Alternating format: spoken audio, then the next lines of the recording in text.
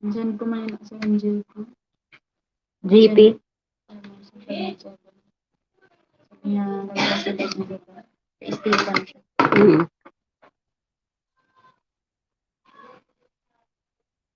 I-open daw. Ano? Try mo daw. Kung okay man. Padamuon taanay an viewers. Only 2 pa lang ang nandito. 2 pa lang ang viewers.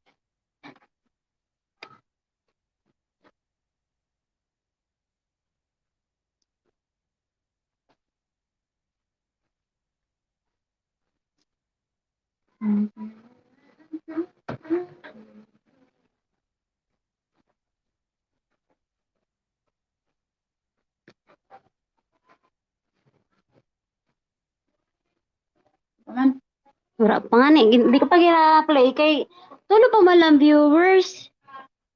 O 4. Only 4 pa lang. Padamuon taanay. Bago kita mag-start.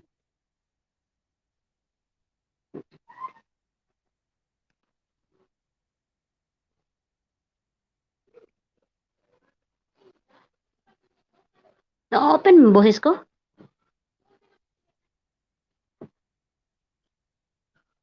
Naman? Adi. Kabate di. Ano?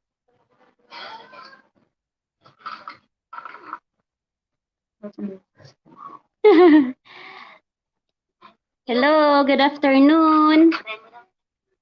Iba uri.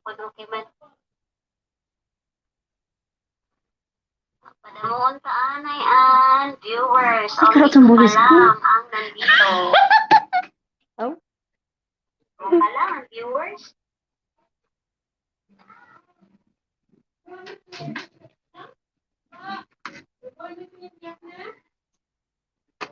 Ay, okay. Dili ko aram.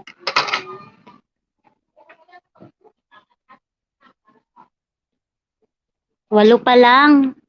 And viewers, padamuon taanay ha. Kay agod sa rabay. Ano pa wala viewers? O 4, only 4 pa lang. Padamuon taanay. Bago kita mag-start.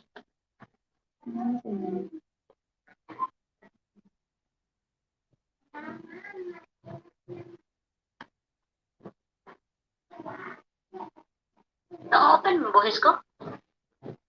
7.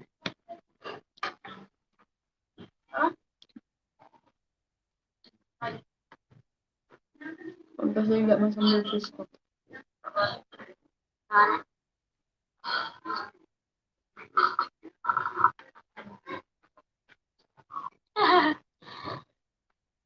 Hello, good afternoon. Iba uri.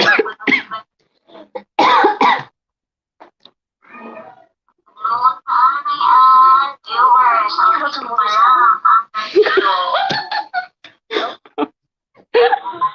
Bukan asbo. Mati ba sa mga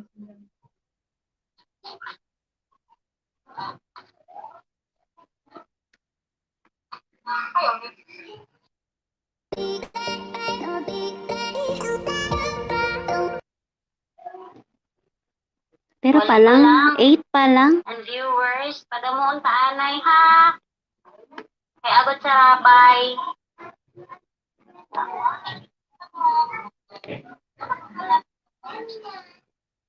O 4, only 4 pa lang. Padamuon taanay. Bago kita mag-start.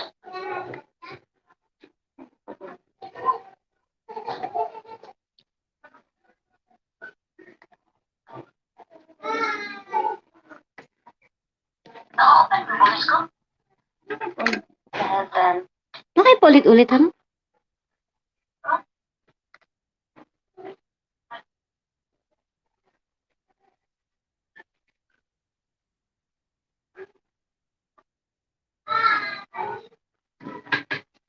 Na-open mo boses ko? 7. Nakipulit-ulit ano? Mutga.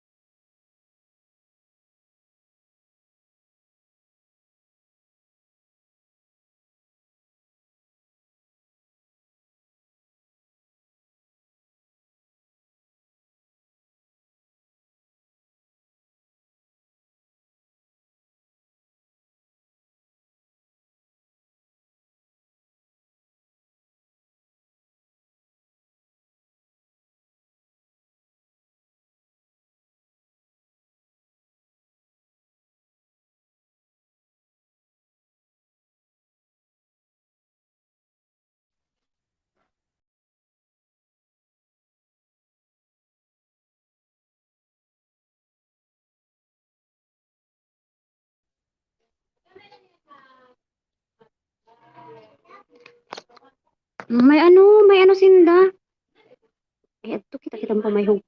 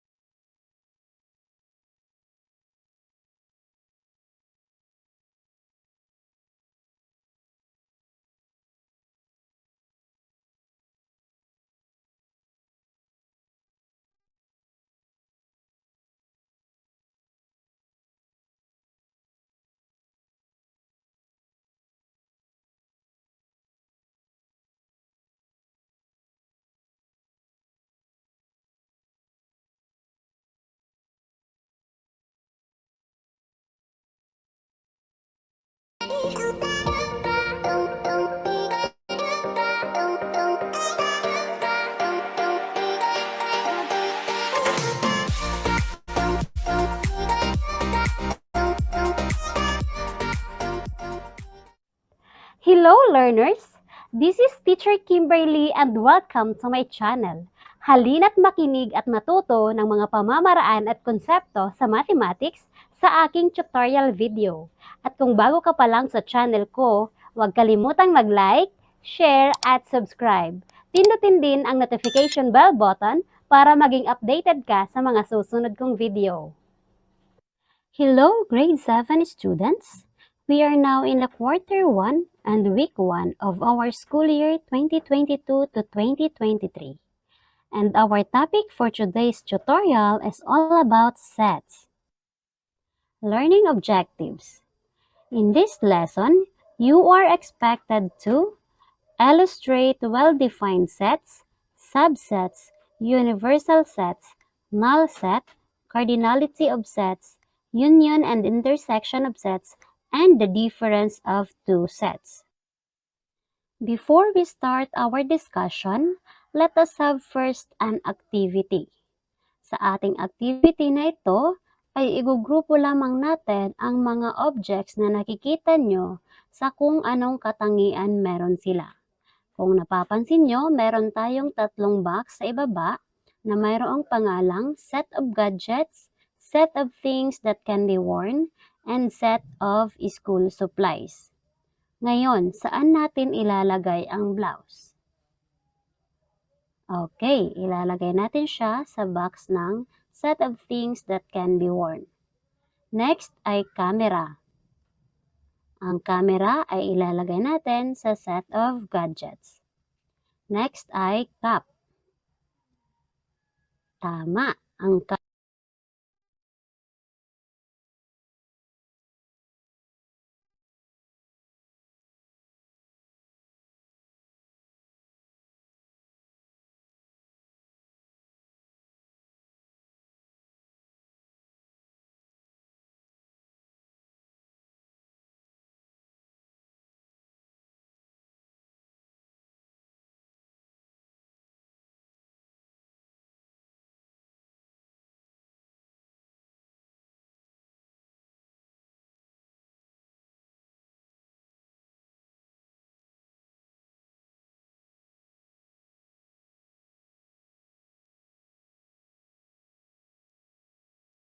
cap ay ilalagay natin sa set of things that can be worn.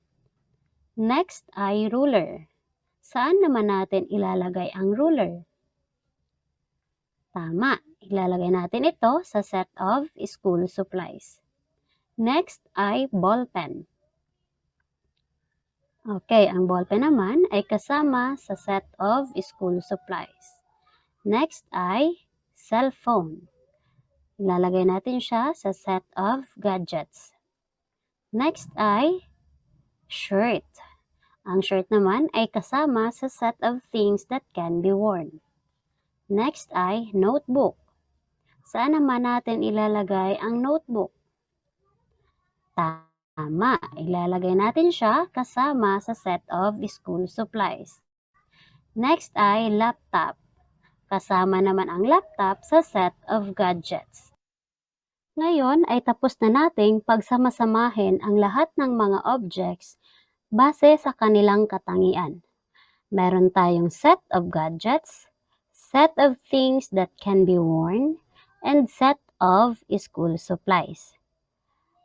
Alam nyo ba kung ano ang tawag sa mga grupo ng mga objects na to? Okay. These groups can also be called as sets. So ano nga ba ang sets?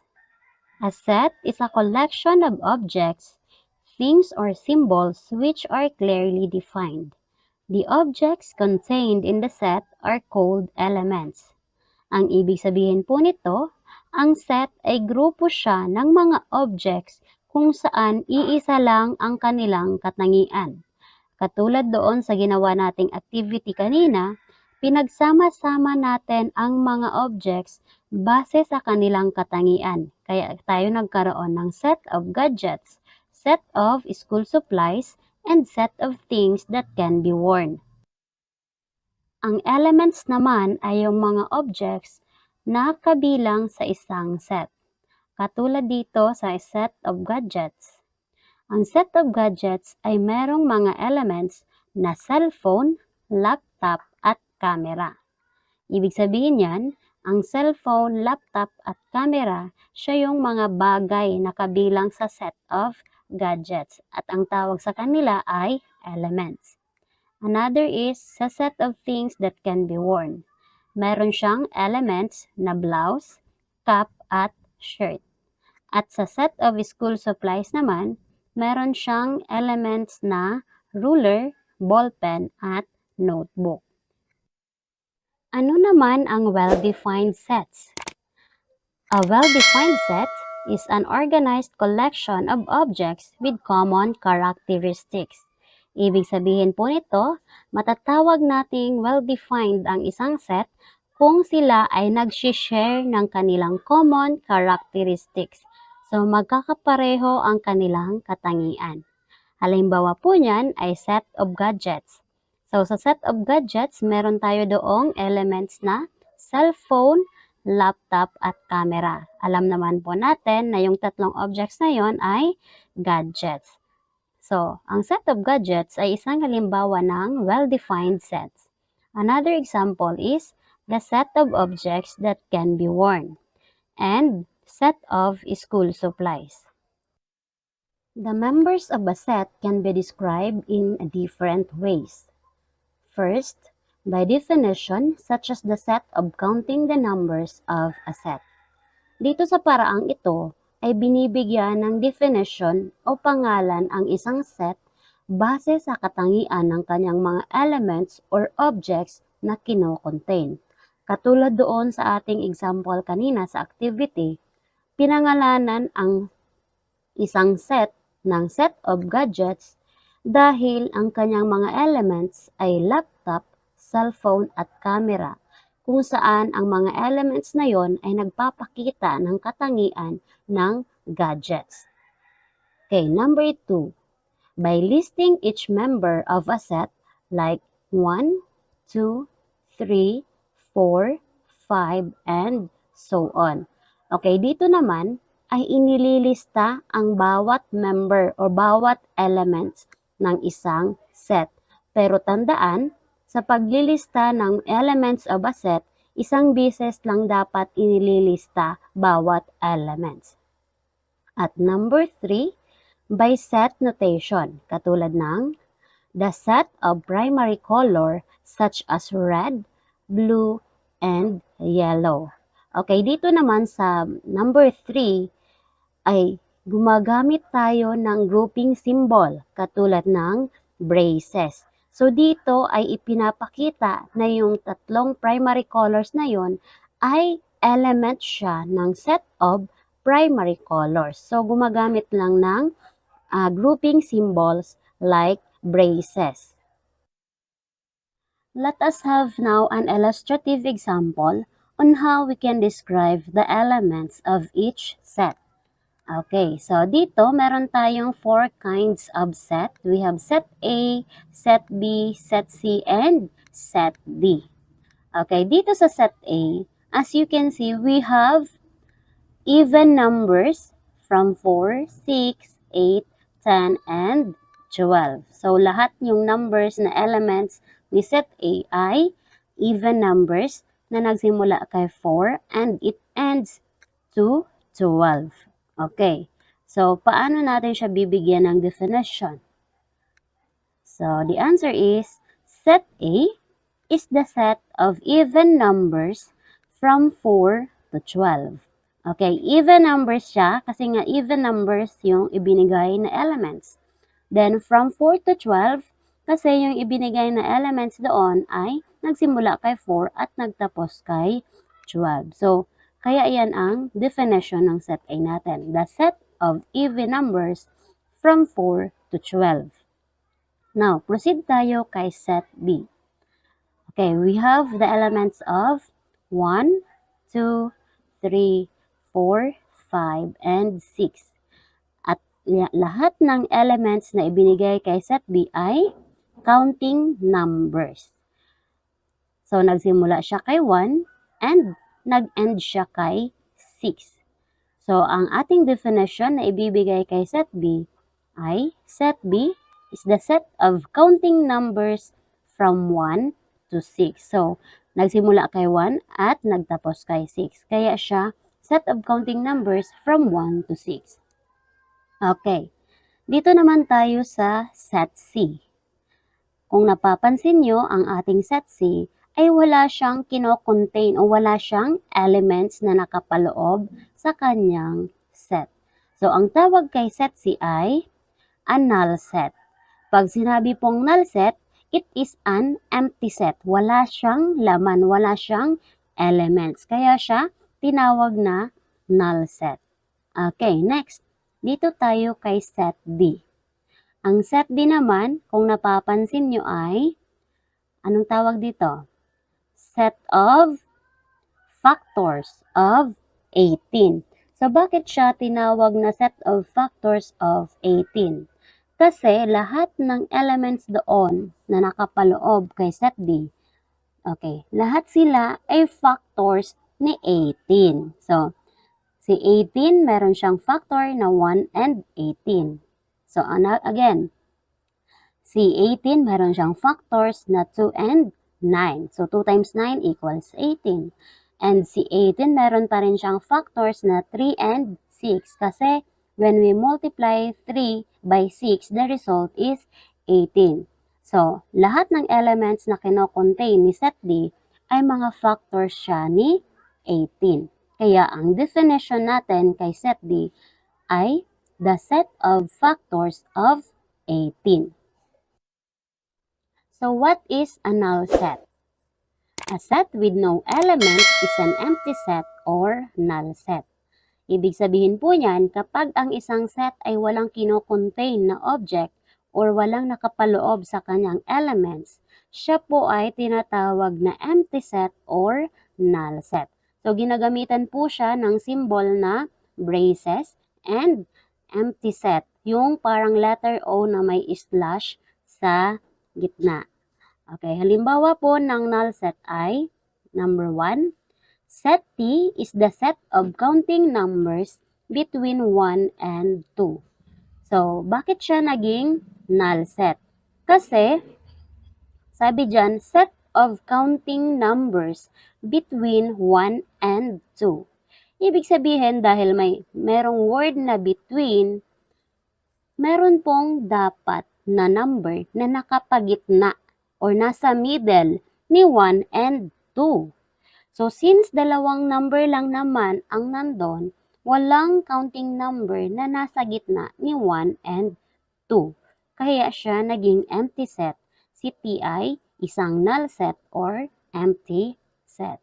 Another example, set I is the set of months with 35 days. Okay, alam naman nating lahat na ang pinaka-maximum days of the month is only 31 days. So hindi siya umaabot ng 35 days. Kaya si set I is a null set or an empty set. Another example, set M is the set of cars with 60 doors. So, wala naman sigurong car na merong 60 doors, kaya si set M ay a null set or an empty set. Another example, set K is a set of triangles with 4 sides. Okay, set of triangles daw na merong 4 sides. As we all know, pag sinabi nating triangle, mayroon lamang siyang tatlong sides. So, kaya siya magiging null set. Si set K is a null set or an empty set dahil walang triangles na merong 4 sides. And number 5, set H is a set of bald men with braided hair. Okay, set of bald men daw, yung upaw o yung walang buhok, pero nakatirintas ang buhok. So, di ba? That's impossible na yung bald man ay nakatirintas yung buhok. Kaya, si set H is a null set or an empty set. Ano naman ang universal set? The universal set contains all the elements being considered in a given situation. So, dito sa universal set, lahat ng mga elements ay kanyang sinasakop. Lahat ng mga nakapaloob sa kanya ay kabilang sa universal set. Okay, look at the diagram. Okay, meron tayo ditong set U. And lahat ng mga nakapaloob na elements sa set U ay mga counting numbers simula kay 1 hanggang 10. Kaya si set U is the universal set. The set of numbers from 1 to 10. So, lahat ng mga elements na nakapaloob doon sa set U ay kanyang kinocontain o kabilang sa kanyang set. Kaya, tinawag nating universal set si set U. Ano naman ang subset? A subset is a set whose elements are members of another set. Ibig sabihin po niyan, ang subset, ang kanyang mga elements ay kabilang din doon sa iba pang set. Katulad dito sa ating diagram. Ang ating universal set dito ay set U. Lahat ng mga counting numbers from 1 to 10 ay kabilang sa ating universal set na set U. Then kung napapansin nyo, meron pa tayong isang set. Ito ay ang set Q. Kung saan si set Q, meron siyang mga elements na even numbers from 2 hanggang 10. Okay, ito yung mga elements ni set Q. We have 2, 4, 6, 8, and 10. Kung saan yung mga elements dito ni set Q ay kabilang din sa ating universal set na set U. So, set Q is a subset of U. Kasi, ang set Q nga ay yung mga elements niya ay kabilang din sa elements ni universal set na U. So, set Q is a subset of U, which is the set of even numbers from 2 to 10. Okay. Ang kanyang elements ay mga even numbers na nagsimula kay 2 at nagtapos kay 10. The union of sets is the set of all elements found in both sets. We use the symbol union to denote the union of sets. Okay, katulad dito sa ating diagram, we have two sets, the set A and set B. Okay, si set A ay meron siyang mga elements na 2, 4, 6, 11, 14, and 20. Si set B naman, ang kanyang mga elements ay 4, 5, 7, 14, 20, 21, and 23. So, inilista yung bawat elements ni set A at saka set B. So, since pinag-uusapan natin ang union of sets, ibig sabihin, pagsasamahin natin lahat ng mga elements na makikita kay set A at saka set B. So, A union of B has the elements of 2, 4, 5, 6, 7, 11, 14, 20, 21, and 23. So, kinumbine lahat yung mga elements na nakikita kay set A at saka set B. Pero, sa paglilista ng mga elements, dapat isang beses lang ililista yung kada element. Cardinality of sets. The cardinality of sets is the number of elements contained in a set. Ang cardinality of sets po ay ang bilang ng mga elements na nakapaloob or kabilang sa isang set. Katulad po dito sa ating diagram, we have two sets, the set A and B.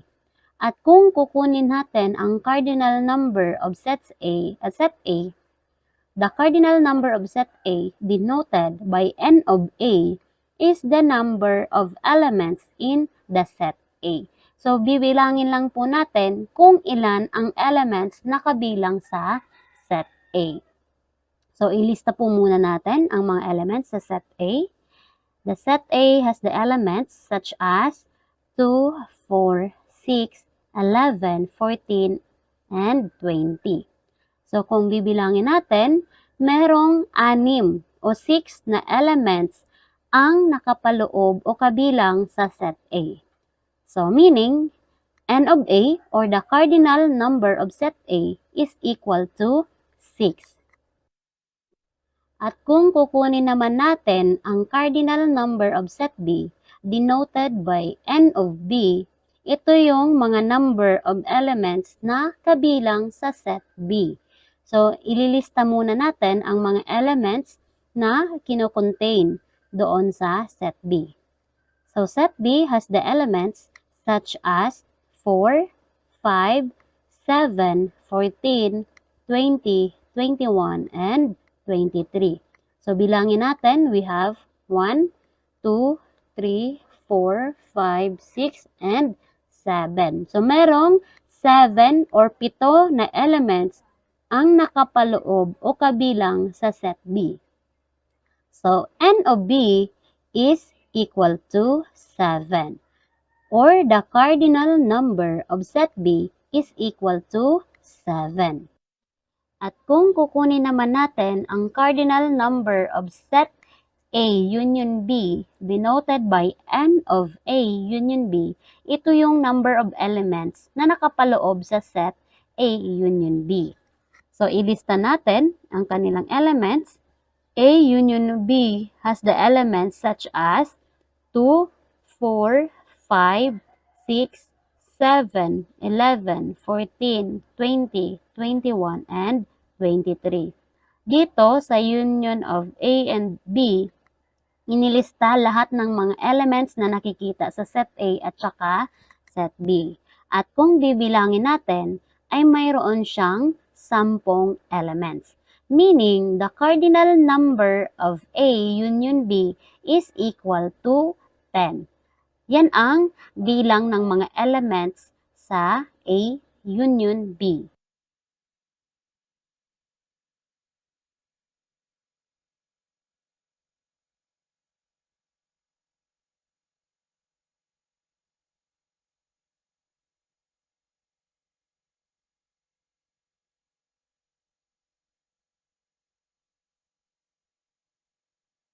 Ano naman ang intersection of sets? Okay, the intersection of sets A and B, denoted by A intersection B, is the set of all elements common to both sets A and B. So, ibig sabihin po niyan, yung mga common elements na kabilang kay set A at saka set B, yun ang tinatawag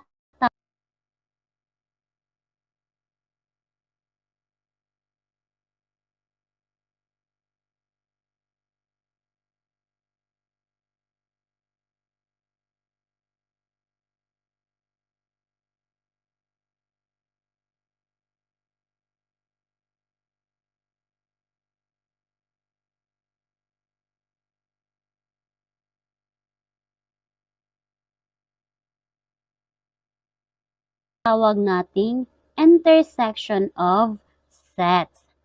So, katulad dito sa ating diagram, sa set A at saka B, kung napapansin nyo, sa elements na 4, 14, and 20, doon nag-intersect yung dalawang circle. Okay, ibig sabihin yan, ang elements na 4, 14, at saka 20 ay common sila or pareho silang kabilang sa set A at saka set B. Yan ang ibig sabihin ng intersection of sets. Common to both sets A and B. Okay. Ang sets naman na walang common elements, ang tawag sa kanya ay disjoint sets. So, kung kukunin natin ang cardinal number of set A intersection B, so ililista muna natin kung ano yung common na elements kay set A at saka B. So, ang kanyang elements ay 4, 14, and 20. So, we have 3 elements. So, meaning, ang cardinal number of set A intersection B is equal to 3. Bakit 3? Kasi nga, tatlo lang naman yung common na elements sa set A at saka set B. Difference of two sets. The difference of set A and B, written as A minus B, is a set of elements in A that are not in B. Ibig sabihin po niyan, pag sa difference of set A and B, kailangan nating tingnan yung mga elements na nandoon kay set A na wala kay set B. For example, given set A has the elements such as 1, 2, 3, 4, 5, 6. And set B has the elements such as 4, 5, 6, 7, 8, 9, 10. Find A minus B and B minus A. So, para makuha ang difference ni A minus B, kailangan lang nating tanggalin yung mga elements na nandoon kay A at nandoon din kay B. So, yung mga elements na present kay A at saka set B ay 4, 5, 6. So, ang natitira na lang ay 1, 2, at saka 3. So, ibig sabihin yan, ito yung mga elements na present kay A na wala kay B. Yung 1, 2, at saka 3. So, ang answer, A minus B or the difference of set A and B is 1, 2, 3. So, A minus B has the elements such as 1, 2, 3. Ito yung mga natirang elements na present kay set A at wala kay set B. At kung kukunin naman natin ang difference between set B and set A, ay kailangan lang nating kunin yung mga elements na nandoon o kabilang sa set B pero hindi kabilang sa set A. So, the difference B minus A consists of elements of B that are not in A. So, sinabi ko na kanina, ito yung mga elements na present sa set B pero hindi present sa set A. So, ano ba ang mga elements na present kay set B at saka set A? Yun ang ating kukunin. So, meron tayong 4, 5, 6. So, tatanggalin na natin yung elements na 4, 5, and 6 kasi siya ay present din doon sa set A. At ang natira na elements sa set B na hindi naman kabilang sa set A ay ang ating B minus A. So, we have B minus A has the elements of 7, 8, 9, and 10. Ito yung mga elements na nandoon sa set B na wala sa set A.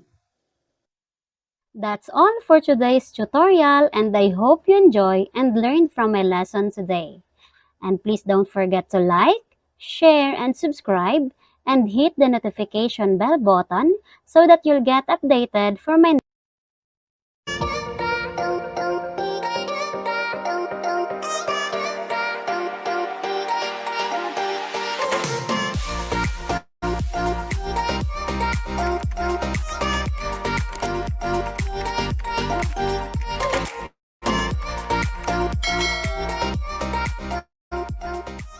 Hello, grade 8 students! We are now in the first quarter and week 1 of our school year 2022 to 2023. And our topic for today's tutorial is all about factoring completely different types of polynomials. Learning objectives. In this lesson, you are expected to factors completely different types of polynomials, like polynomials with common monomial factor, difference of two squares, sum and difference of two cubes, perfect square trinomials, and general trinomials. Let us have first the unlocking of terms. First is the greatest common factor. When we say greatest common factor of two or more numbers, it is the greatest number among all the common factors of the given numbers. Next is prime numbers. A prime number is a factor that is a prime number. Halimbawa po ng prime number ay 2, 3, 5, 7, and so on. Next is monomial. When we say monomial, it is an algebraic expression consisting of one term. From the word mono, it means one. So ito yung algebraic expression na meron lamang iisang term. And when we say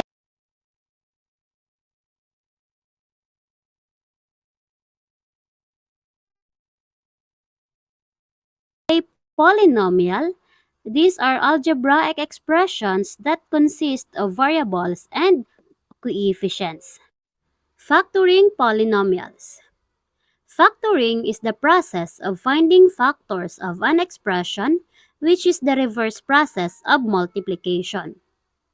Ang factoring po ay yung paraan kung saan hinahanap ang mga factors ng isang expression or numbers.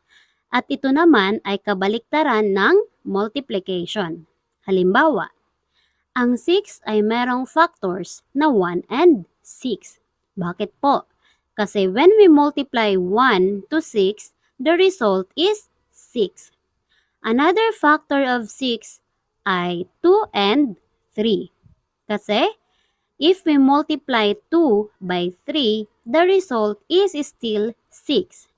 And 1 and 6 and 2 and 3 ay ang tinatawag nating factors. And when we say polynomial, it is an algebraic expression consisting of a sum of terms, each of which is a number, a variable, or a product of a numbers and variable. For example, 2x squared plus 5x minus 12. In this example, ang tinutukoy po dito na product of a numbers and a variable is 2x squared and 5x. Kasi nga, combination siya ng numerical coefficient and the literal coefficient. So dito, sa ating example, 2 and 5 is the so-called numerical coefficient, yung number na katabi ng variable. And x naman ang tinatawag nating literal coefficient. Ito yung variable na katabi naman ng number or the numerical coefficient. And 2 in the upper right corner of x ay ang tinatawag nating exponent, yung degree. And negative 12 is the so-called constant term or the number. We have 4 kinds of polynomials. First is monomial. When we say monomial, it is an algebraic expression consisting of a single term. From the word mono, it means one. So, meron siyang iisang term lang. For example, x squared, 2x, and 5a. Next is binomial. Binomial is an algebraic expression consisting of two terms. For example, x squared plus 5 and 2x minus 8. Next kind of polynomial is trinomial. Trinomial is an algebraic expression consisting of three terms. From the word tri, it means three. So, it has three terms.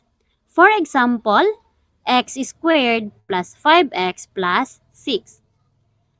And the last kind of polynomial is multinomial. It is an algebraic expression consisting of many terms. So dito sa multinomial, it has many terms. Hindi lang siya tatlong terms, kundi marami pa. For example, x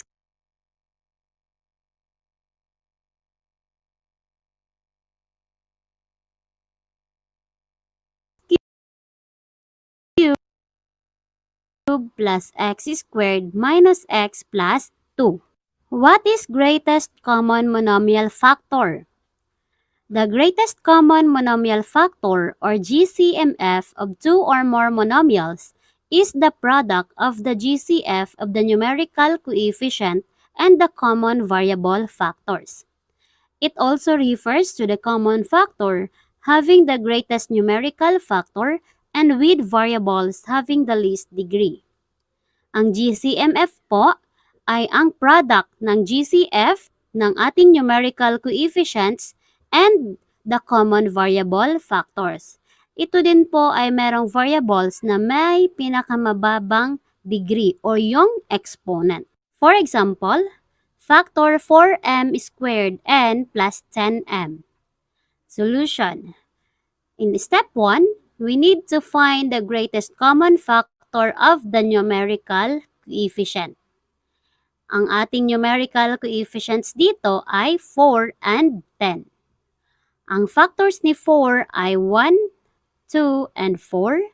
At ang 10 naman, ang kanyang factors ay 1, 2, 5, and 10. Now, let us look for their common factors.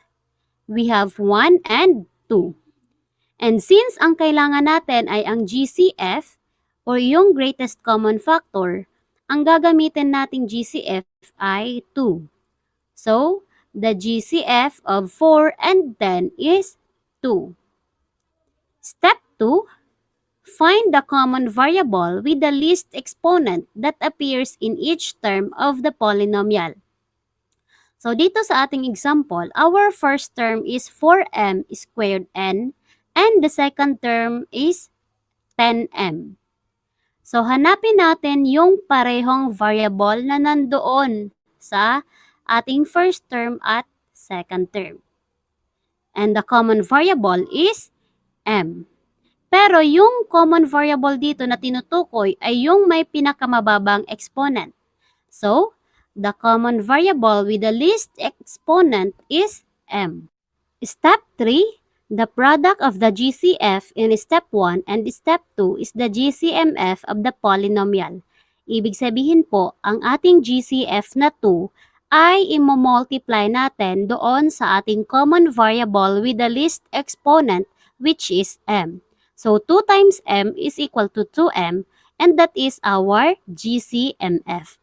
Step 4, To completely factor the given polynomial, divide the polynomial by its GCMF and the resulting quotient is the other factor.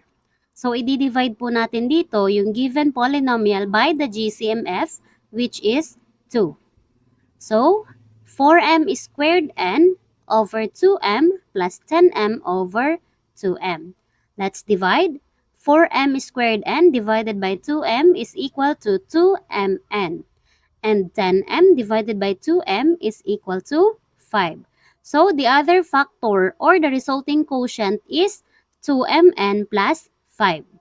Thus, the factored form of 4m squared n plus 10m is 2m times the quantity of 2mn plus 5, wherein 2m is the GCMF or the greatest common monomial factor, and 2mn plus 5 is the quotient of polynomial and GCMF. Another example, factor 12xy squared minus 16x squared y plus 24x cubed y cubed. So, ang ating solution for the step 1, we need to find the greatest common factor of the numerical coefficient. So, dito sa ating given na polynomial expressions, ang ating numerical coefficients ay 12, 16, and 24.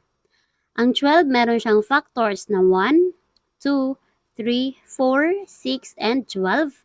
And 16 naman, ang kanyang factors ay 1, 2, 4, 8, 16. At ang 24, merong factors din na 1, 2, 3, 4, 6, 8, 12, and 24. Ngayon, hanapin natin ang kanilang mga common factors. Meron tayong 1, 2, and 4. At dahil ang hinahanap natin ay ang GCF o yung pinakamataas na common factor, the GCF of 12, 16, and 24 is 4. In step 2, find the common variable with the least exponent that appears in each term of the polynomial. So, hanapin daw natin yung common na variable na merong pinakamababang exponent. So, the common variable with the least exponent is xy. Step 3, the product of the GCF in step 1 and step 2 is the GCMF of the polynomial. So ngayon naman, i-multiply natin ang ating GCF na 4 doon sa ating common variable that has the least exponent, which is xy. So 4 times xy is equal to 4xy, and that will be our GCMF. And step 4, to completely factor the given polynomial, we will divide the polynomial by the GCMF, which is 4xy. And the resulting quotient is the other factor of the polynomial.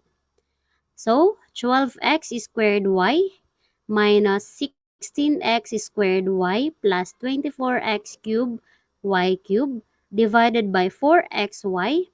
The answer is 3y minus 4x plus 6x squared y squared. And that is the other factor of the polynomial.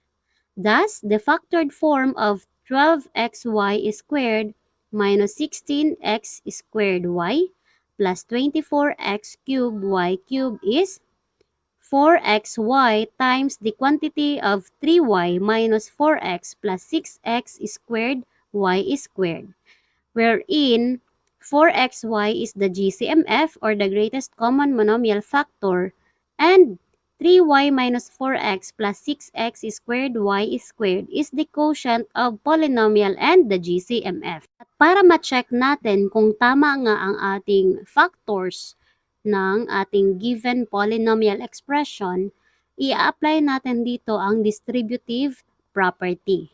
Dito ay i-multiply natin ang GCMF doon sa resulting quotient. So, 4xy times the quantity of 3y minus 4x plus 6x squared y squared. So, i-multiply muna natin yung GCMF na 4xy sa ating first term doon sa resulting quotient natin, which is 3y. Yung first term is the 3y. So, 4xy times 3y is equal to 12xy squared. And then, I-multiply ulit ang ating GCMF na 4xy sa second term. So, 4xy times negative 4x, it results to negative 16x squared y. Kasi unlike sign, kaya negative yung sign. Then, i-multiply na naman natin ang GCMF natin na 4xy doon sa ating last term ng resulting quotient, which is 6x squared y squared. So, 4xy times 6x squared y squared equals to positive 24x cube y cube. And the result is correct. Now, let us proceed to factoring of polynomials using the difference of two squares. When we say difference of two squares, these are binomial where the first and second terms are perfect squares. The two terms are separated by the signs. And when we say perfect square, it is a number whose square root is a whole number. So, katulad po ng 16. Isa siyang perfect square kasi ang kanyang square root is whole number, which is 4. The special product pertaining to the sum and difference of two squares is the reverse relation of difference of two squares.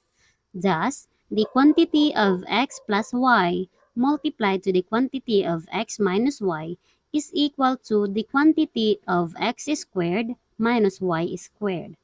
Hence, the quantity of x squared minus y squared is equal to the quantity of x plus y multiplied to the quantity of x minus y, wherein the quantity of x squared minus y squared is the so-called difference of two squares, and the first factor, which is x plus y, is the sum of two terms, and the second factor, which is x minus y, is the difference of two terms.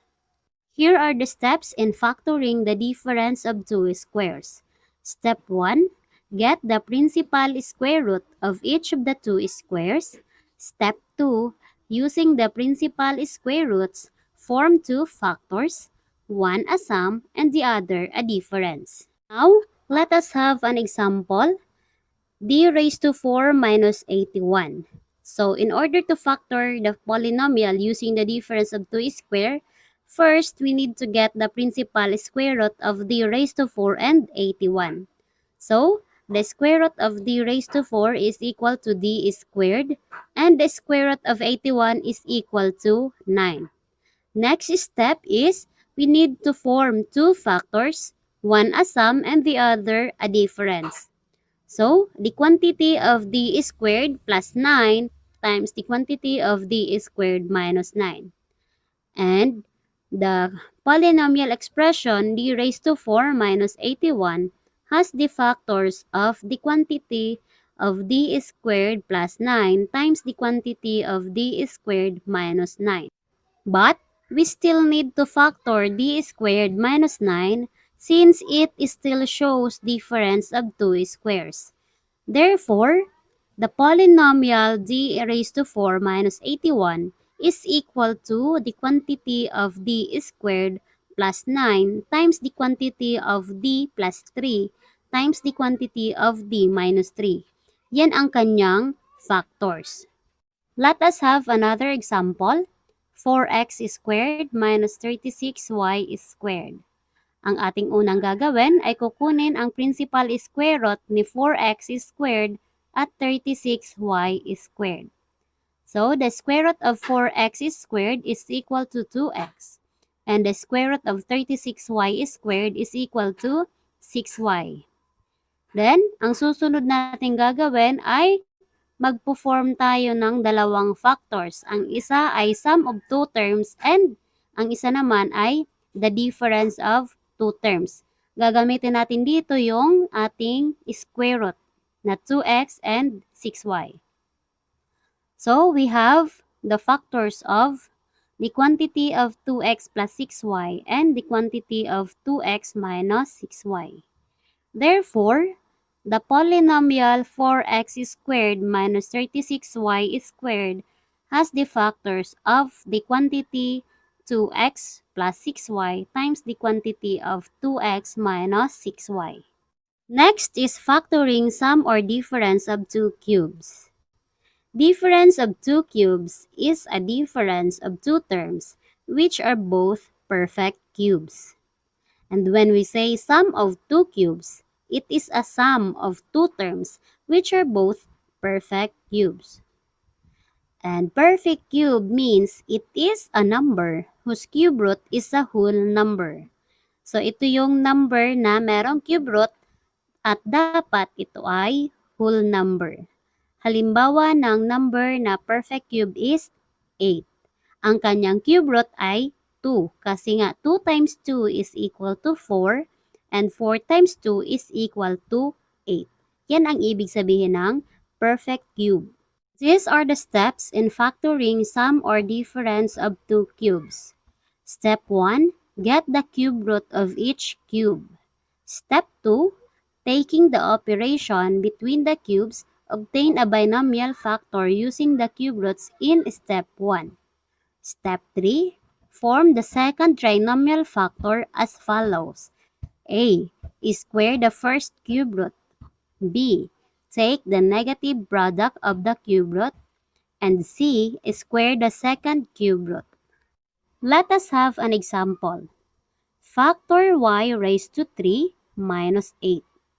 So, ang una natin gagawin ay kukunin ang cube root ni y raised to 3 and 8.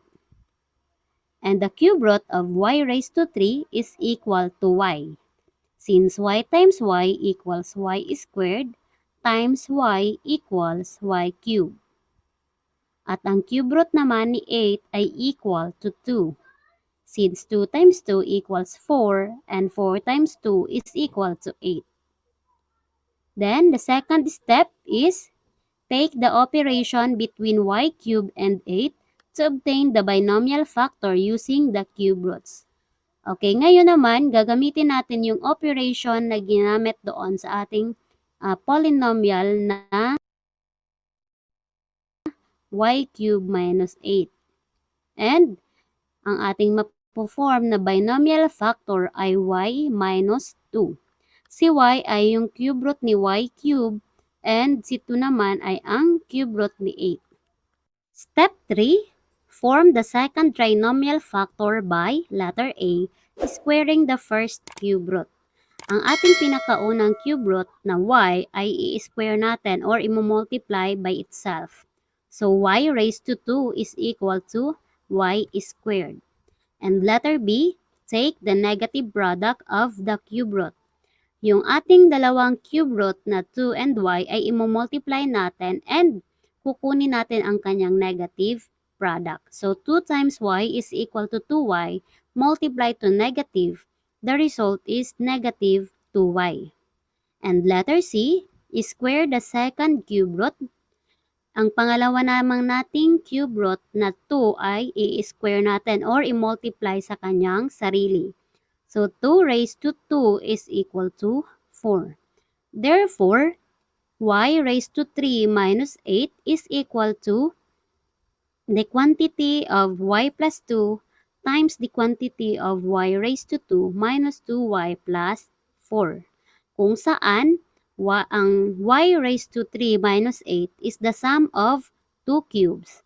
And the quantity of y plus 2 is the binomial factor. And the quantity of y squared minus 2y plus 4 is the trinomial factor. Next is factoring perfect square trinomial. When we say perfect square trinomial, it is a trinomial that is a square of a binomial. It is the result of squaring a binomial. And trinomial is an algebraic expression with three terms from the word tri, meaning tatlo. So it has three terms. And the square root of a number is a value that when multiplied by itself, it gives the number. Thus, if a squared plus 2ab plus b squared is equal to the quantity of a plus b squared, hence, a squared minus 2ab plus b squared is equal to the quantity of a minus b squared. Perfect square trinomial is the result of squaring a binomial. But note that in order to be a perfect square trinomial, it must have the following conditions. First, the first and the last terms are perfect square. Pag sinabi mong perfect square, these are the numbers whose square roots are whole number. Katulad ng 4. Meron siyang square root na 2. So, ang 4 ay perfect square siya. The second condition is the middle term is twice the product of the square root of the first and the last terms. So, yung middle term daw dito ay dapat 2 times the product of the square root and the first term and last term. These are the steps in factoring perfect square trinomials. Step 1. Get the square roots of the first and last term. Step 2. Use the sign of the middle term between the roots. Step 3. Square the binomial obtained in Step 2. Let us have an example. Factor n squared plus 16n plus 64. Ang una nating gagawin ay kukunin ang square root ng first term na n squared at ang last term na 64. So, the square root of n squared is equal to n, since n times n is equal to n squared. And the square root of 64 is equal to 8, since 8 times 8 is equal to 64. Next step is use the plus sign, since it is the sign of the middle term 16n. So dito, sa pangalawang step, kung ano yung sign na ginamit sa middle term, yun din ang susundin natin para makapag-form tayo ng ating binomial factor. And ang ating binomial na nabuo ay n plus 8. So si n ay yung square root ni n squared at ang 8 naman dito ay yung square root ni 64. Step 3, square the binomial n plus 8. Kaya siya magiging the quantity of n plus 8 raised to 2. Therefore, n squared plus 16n plus 64 is equal to the quantity of n plus 8 squared. Let us have another example. Factor m squared minus 14m plus 49. So, ang ating gagawin, una-una ay kukunin ang square root ng first term at saka last term. Dito sa ating example, ang ating first term ay m squared at ang last term naman ay 49. So, the square root of m squared is equal to m, since m times m is equal to m squared. And the square root of 49 is equal to 7, since 7 times 7 is equal to 49. Step 2, use minus sign, since it is the sign of the middle term 14m. So, dito, makakabuo tayo ng binomial na m minus 7. So, saan ang galing si m? Ito yung square root ni m squared. At si 7 naman ay ang square root ni 49. At ang minus sign, ito yung sign na ginamit doon sa ating middle term na 14m. Step 3, square the binomial m minus 7.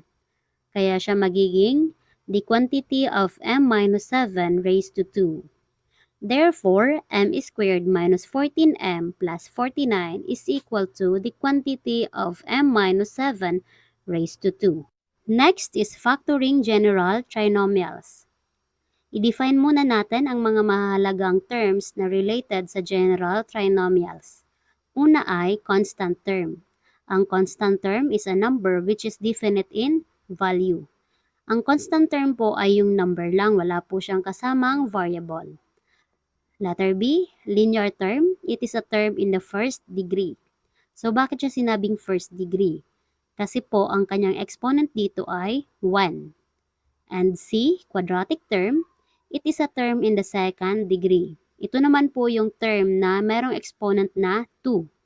And letter D, quadratic trinomial in one variable, is a polynomial in one variable with the form of ax squared plus bx plus c. Ang quadratic trinomial in one variable naman ay isa siyang polynomial kung saan gumagamit lamang siya ng iisang variable, katulad ni x. kaya si y, ganyan. At saka ay nakasunod sa form na ax squared plus bx plus c. Meaning, meron siyang order mula sa quadratic term, linear term, at saka constant term. Katulad ng sa ax squared plus bx plus c, ang ax squared natin dito ay ang tinatawag nating first term or the so-called quadratic term kasi siya ay nasa second degree. Meron siyang exponent na 2. And bx is the second term or the linear term. And c naman ay ang third term natin o yung tinatawag nating constant term kasi ito ay number lang. These are the steps in factoring general trinomial in the form ax squared plus bx plus c when a is equal to 1. Step 1. List all factors whose products equals the first term and the constant term. Step 2. Get the pair of factors in the list whose sum equals the coefficient of the linear term. Step 3. Write the binomial factors in the form the quantity x plus r times the quantity of x plus s. Remember some important points in factoring the general trinomial. First, if b and c are both positive, then the factors must be positive. If c is positive and b is negative, then the factors must be negative. And if c is negative, then the factors must have opposite sign. Let us have an example. Factor m squared plus 7m plus 12. So, ang una nating gagawin, we need to list all the factors whose products equals the first term and the constant term. So, a is equal to 1, b equals 7, c equals 12. Saan ang galing si a? Si a ay ang first term natin which is m squared. And the numerical coefficient of m is 1. Kaya a is equal to 1. And b is the second term which is the 7m. And the numerical coefficient of 7m is 7. That is why b is equal to 7. And c is the constant term which is 12. Since b and c are both positive, we must consider the pair of positive factors of 12. Ang factors ni 12 ay una, 1 times 12. Another is 2 and 6 kasi nga 2 times 6 equals 12. And 3 and 4. 3 times 4 equals 12. Ngayon naman, kukunin natin ang sum ng bawat factors. Ang ating unang factors ay 1 and 12 at ang kanyang sum ay 13. Ang pangalawa nating factors ay 2 and 6 and ang kanyang sum ay 8. Ang pangatlo nating factor ay 3 and 4 at ang kanya namang sum ay 7. Step 2, get the factors of 12 whose sum is 7. So dito naman kukunin natin ang factors ni 12 kung saan kung i-add natin sila, the result is 7. Kaya ang sagot natin dito ay 3 and 4. And step 3, write the binomial factors in the form x plus the quantity of x plus r times the quantity of x plus s. So, gamit yung factors ni 12 na ang sum ay 7, makaka-form tayo ng binomial factors. So, the quantity of m plus 3 times the quantity of m plus 4. Yan ang ating binomial factors. In symbol naman, m squared is equal to m times m. And si 12 naman, kung kukunin ang kanyang factors, meron siyang factors na 1 and 12, 2 times 6, and 3 times 4.